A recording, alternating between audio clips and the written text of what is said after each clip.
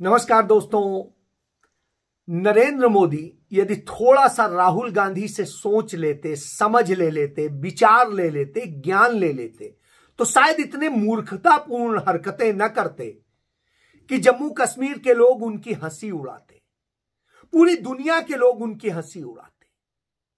नरेंद्र मोदी यदि धर्म को राहुल गांधी से समझ लेते कि हिंदू धर्म क्या है, तो शायद आज हिंदू धर्म को एक हिंसक धर्म के रूप में न माना जा रहा होता, उसे एक भगवा आतंकी के रूप में न देखा जा रहा होता। यदि नरेंद्र मोदी राहुल गांधी से एक ईमानदार राजनीति सीख लेते तो शायद अपनी गलतियों के लिए माफी मांग लेते और देश को विकास की पथ पर तेजी से बढ़ाते और शायद उस जगह तक ले जाते जहां तक के सपने देखे जाते हैं। भारत उन्नति के मार्ग पे दौड़ता, देश खुशहाली में होता। लेकिन कभी भी मूर्ख व्यक्ति यह नहीं करता है। मूर्ख व्यक्ति झूठ बोलता है, नफरत फैलाता है और उससे अपनी सत्ता बनाता है। जी हां, आज यही हो रहा है। मैं पिछले 4-5 दिन से कश्मीर के विभिन्न हिस्सों में घूम रहा हूं। जम्मू कश्मीर में घूमने के दौरान जो सच पता चले, उसके बाद मैं सोचता हूं कितना बाहर बैठ के झूठ बोला जाए। आज जब मैं अखबार देख रहा था तो गोदी मीडिया के अखबार लिख रहे थे तमाम, चूंकि मैं टीवी चैनल्स तो ज्यादा देखता नहीं हूं, कभी कदार कहीं धोखे से मजबूरी में देखना पड़ जाए तो बात अलग है। तो मैं अखबार जब देख रहा था तो देख रहा था, एक लिख रहा था कि चिनाब के उससे वाटर जो है वार हो गई है। इसी तरीके से किसी एक में लिखा था कि जल की प्रलय करा दे रहा है, उनको तरसा दे रहा है पाकिस्तान को। जब मैं इन सब चीजों को जल प्रवाह रोका तो यहां के लोगों से जब मैं चर्चा कर रहा था और उन मौकों पर गया तो मुझे खुद हंसी आई कि ये कौन सी बातें समझा रहे। यह वक्त जिस समय ये बातें कर रहे हैं, इस समय जम्मू कश्मीर में बारिश का वक्त नहीं है। इस समय जो बारिश शुरू होती है जम्मू कश्मीर में वो जून से सितंबर के बीच होती है और उस दौरान बारिश होती है। अब जम्मू कश्मीर में जो बारिश होती है और पानी कहां से आता है क्या है, तो आप तीनों नदियों का समझ, चाहे सिंधु का, चाहे चिनाब का और चाहे झेलम। तो सिंधु नदी का जो आता है वो भी जो उसका उद्गम है, वास्तव में वैसे तो छोटी छोटी नदियां आके मिलती हैं और वो बड़ी बनती है, उसके पहले वो चाइना से आता है और उसके बाद फिर यहाँ की छोटी छोटी नदियां और पानी जो होता है पहाड़ों से वो निकलता है, आते हैं वह, और सिंधु एक बड़ी नदी में तब्दील हो जाती है। उसके बाद वो झेलम में जाती है और झेलम के बाद में वो आगे जा करके उरी में वो पाकिस्तान चली जाती है। और इसी तरीके से यदि हम जम्मू की बात करें तो चिनाब नदी जो है वो भी चीन से निकलती है और हिमाचल से होते हुए वो जम्मू में इंटर करती है और वहां से होते हुए अखनूर में वो पाकिस्तान में चली जाती है। अब स्थितियां समझ लीजिए, ये बाउल की तरीके से जैसे ये है, इस तरीके से बिल्कुल तस्वीर है श्रीनगर की या कश्मीर की कह दें।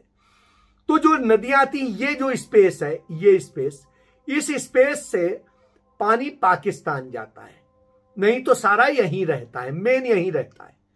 अब क्या होता है कि जो ये बाउल में पानी आता है, यदि ये यहीं रुक जाए तो ये सारा घाटी डूब जाएगी, कहीं कुछ नहीं बचेगा। घाटी तभी बचेगी जब ये पानी का प्रवाह चलता रहे, रुके नहीं किसी भी स्थिति में। और यही स्थिति चिनाब के साथ है। वह भी यदि रुक गई तो पूरा जम्मू का क्षेत्र सब डूब जाएगा।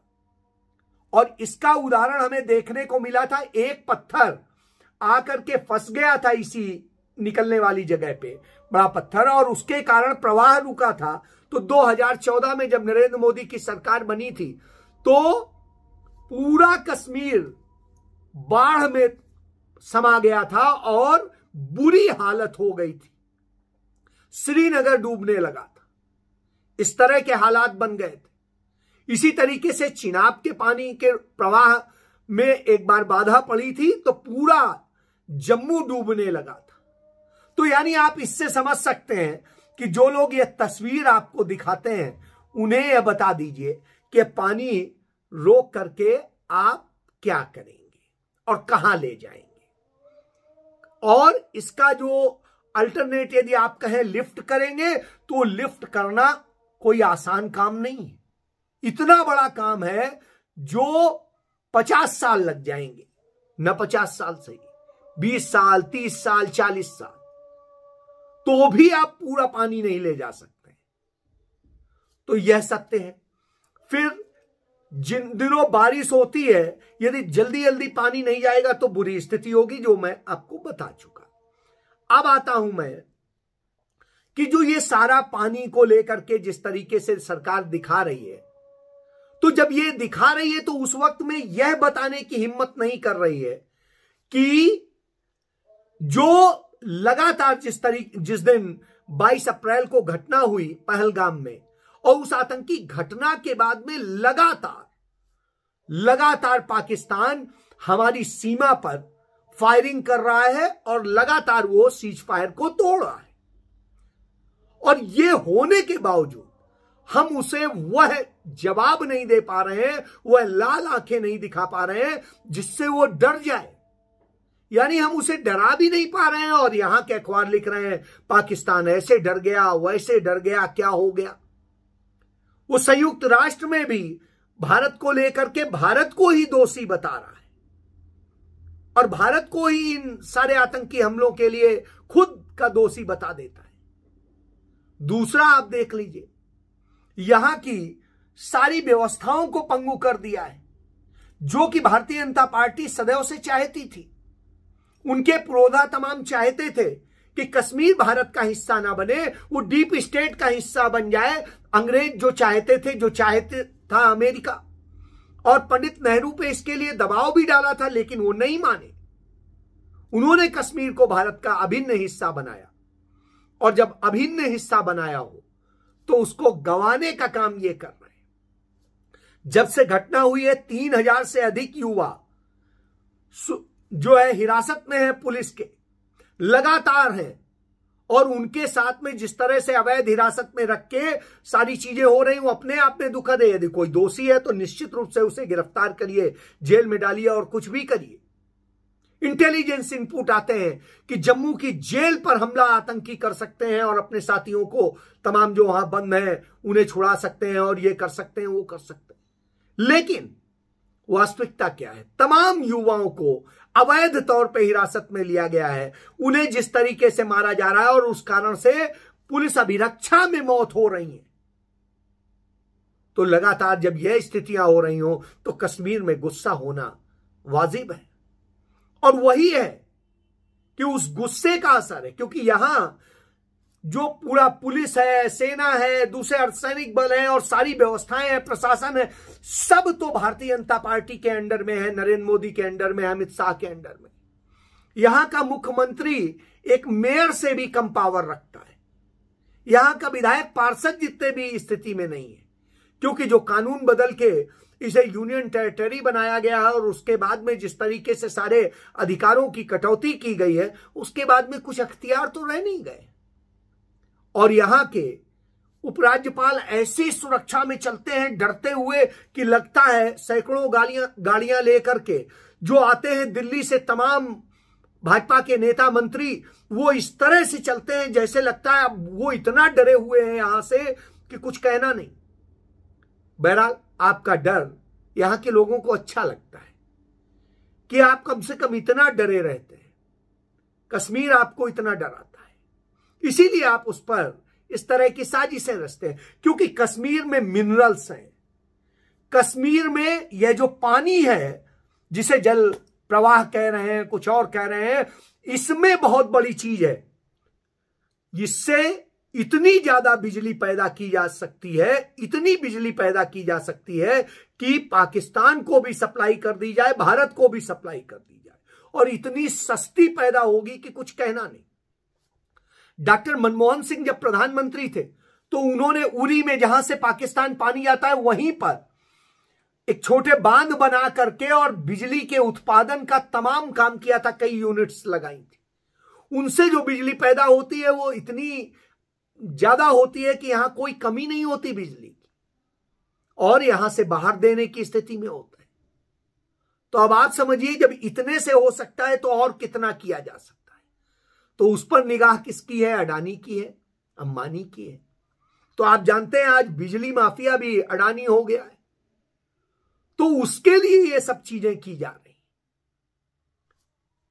और भारतीय जनता पार्टी के तमाम मंत्रियों और तमाम लोगों ने यहां की पर्यटन से जुड़ी हुई तमाम अहम जगहें खरीद ली हैं, इसलिए यहां से 370 हटाया गया।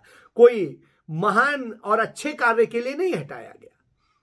उससे यहां के लोगों को नुकसान हुआ, और वहां उनके लोग आके यहां की जमीनों पे अपनी निगाहें गड़ाए हुए, यहां के पर्यटन पर निगाह गड़ाए हुए।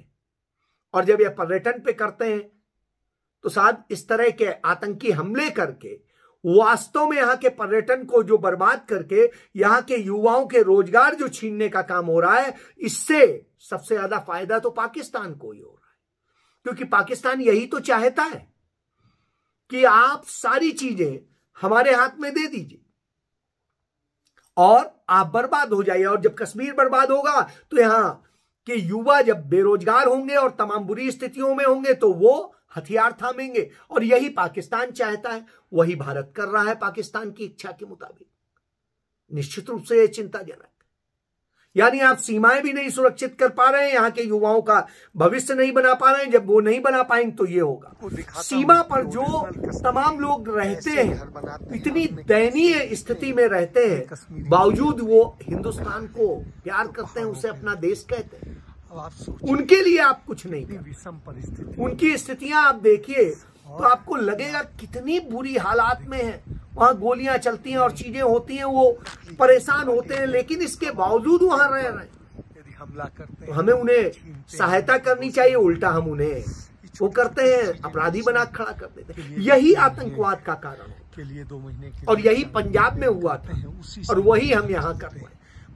तो जिसे बड़ी मुश्किलों से शांत किया था मनमोहन सिंह ने कांग्रेस की सरकार में, उसे आप बर्बाद कर।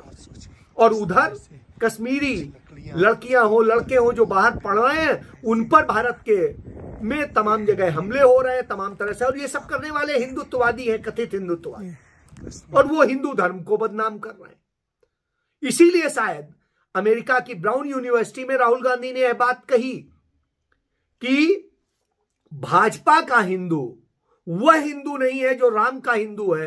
राम हमारे पौराणिक पात्र है, काल्पनिक नहीं कहा, पौराणिक, यानी इतना पुराने हमारे वो हैं।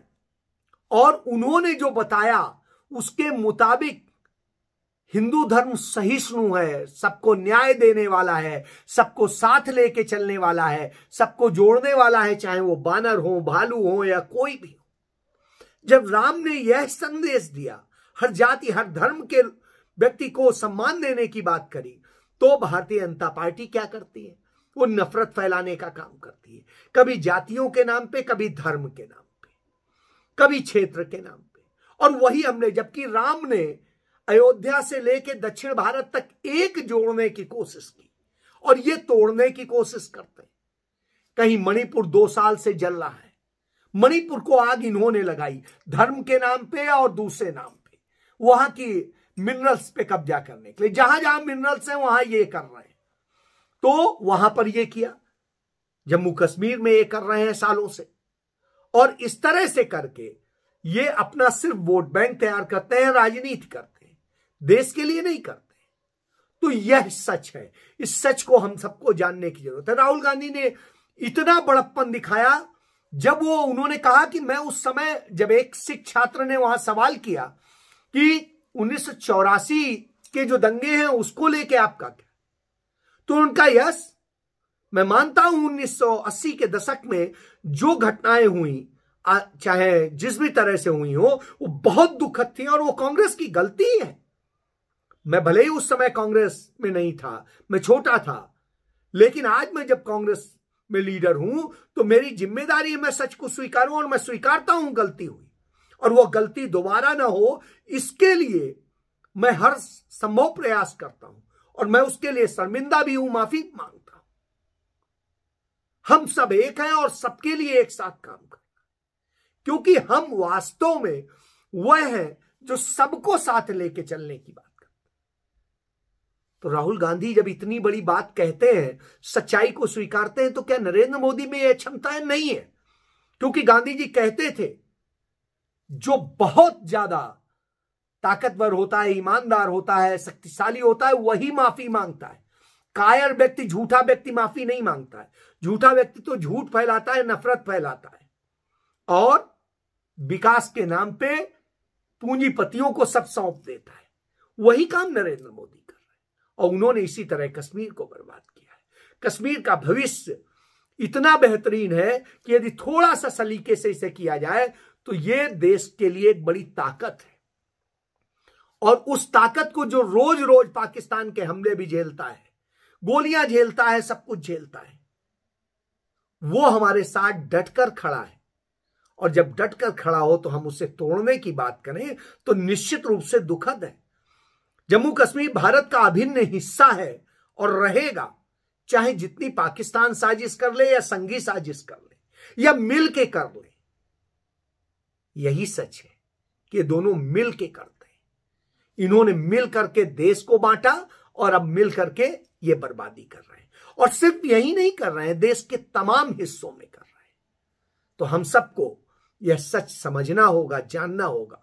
मैं कश्मीरियों से मिलता हूं तो उनके दर्द देखता हूं। वो भारत के साथ विकास की यात्रा में शामिल होना चाहते हैं, लेकिन उन्हें यह शामिल नहीं करना चाहते क्योंकि उनके नाम पे नफरत फैला के वोट हासिल करते हैं।